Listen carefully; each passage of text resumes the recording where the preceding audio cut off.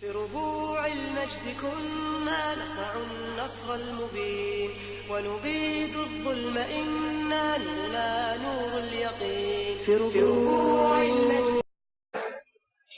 اس میں ایک چیز یہ بھی سوچنی چاہیے کہ مسلمان کے لیے چونکہ اصل آخرت ہے، اور رسول اللہ صلی اللہ علیہ وسلم نے فرمایا جو دنیا میں غموں پہ صبر کرے گا تو آخرت میں اسے جتنا وزن، جتنا یعنی نیکیاں ملیں گی، جتنا اجر ملے گا اتنا کسی کو نہیں ملے گا. سب سے زیادہ میزان کے ترازو میں جو اجر ہوگا جس نیکی کا وہ صبر ہے. ایک روایت میں یہ بھی ہے کہ بندہ قیامت کے دن کہے گا کہ اللہ میرا اعمال جو ہے نا وہ نیکیوں سے بھرا ہوا ہے، اعمال نامہ اتنی نیکیاں تو میں نے کی نہیں. تو اللہ تعالیٰ فرمائیں گے کہ تو نے فلاں موقع پر مصیبت پہنچی اس پہ صبر کیا، فلاں مصیبت پہ صبر کیا، فلاں مصیبت پہ، تو یہ صبر کے بدلے میں ملا ہے. تو صبر سے بڑھ کر اللہ کے ہاں کسی چیز کا کوئی وزن نہیں ہے. اتنی زبردست چیز ہے صبر. یہ بھی سوچنا چاہیے.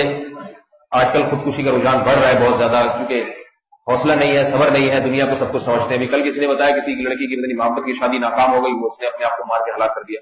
تو بہت زیادہ اس کی چھوٹی چھوٹی باتوں پہ، تو یہ اس سے تو نہ اللہ ملتا ہے اور نہ دنیا ملتی ہے. دنیا والے بھی تھوڑے دن رو رہا کے چپ ہو جائیں گے، اس کے بعد اللہ تعالیٰ تو خودکشی کرنے والے کے لیے جو عذاب رکھا ہے وہ تو حدیث میں ہے. یہ علماء نے لکھا ہے خودکشی ایسا جرم ہے جس سے توبہ کی توفیق نہیں ملتی. بڑے سے بڑا گناہ ہو جائے مہلت مل جاتی ہے توبہ کی، وقت ملتا ہے انسان کو موت سے پہلے پہلے کہ توبہ کر سکتا ہے.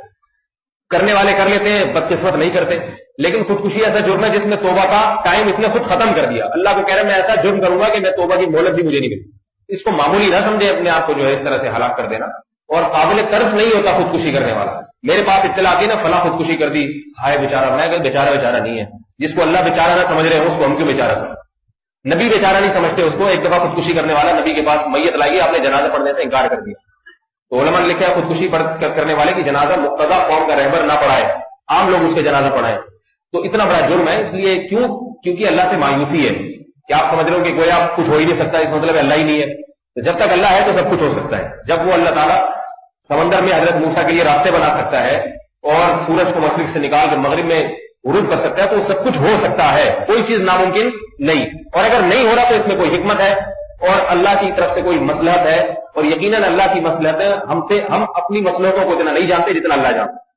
بعض دفعہ ایسا ہوتا ہے، حدیث میں آتا ہے کہ بندہ گناہ کرتا ہے تو اللہ تعالیٰ انتقام لینے کے لیے اس کو دنیا میں مصیبتوں میں مبتلا نہیں کرتے بلکہ آخرت کے لیے اس کی سزا رکھتے ہیں. اور ایک جگہ فرمایا ان اللہ اذا احب قوما عجل له عقوبته فی الدنیا. لیکن جس سے محبت ہوتی ہے تو اس کے گناہوں کی سزا اس کو دنیا میں دے دیتے، پریشانیوں میں ڈال دیتے تاکہ دھل دھلا کے چلا جائے. تبھی علماء سے آپ نے سنا ہوگا جو طویل بیماری علالت کے بعد مرتا ہے وہ زیادہ خوش قسمت ہے اچانک موت سے، کیونکہ طویل بیماری جو ہے نا اس کے گناہوں کو آہستہ آہستہ دھوتی ہے. لیکن یہ وہ بیمار ہے جس کو کچھ ندامت بھی ہو. آج کل بیماری میں بھی اللہ یاد نہیں آتا، نمازیں چھوڑتے ہیں بیمار لوگ. کیا میں صحت میں نہیں پڑتا تو بیمار لوگ کیسے بڑھوں گا. ایسے بیمار پر اللہ کو ترس نہیں آتا. یہ بات ذہن میں رکھیں. سمجھ میں آ رہی ہے؟ یہ خود ہی کم وقت اس وقت بھی موت کے منہ میں لٹک رہا ہے، پھر بھی اللہ کو یاد کرنے کے لیے تیار نہیں ہے. تو پھر اللہ کیسے ترس کھائیں گے اس کے اوپر. تو یہ سب چیزیں مسلمان کو سوچ کے صبر کرنا چاہیے.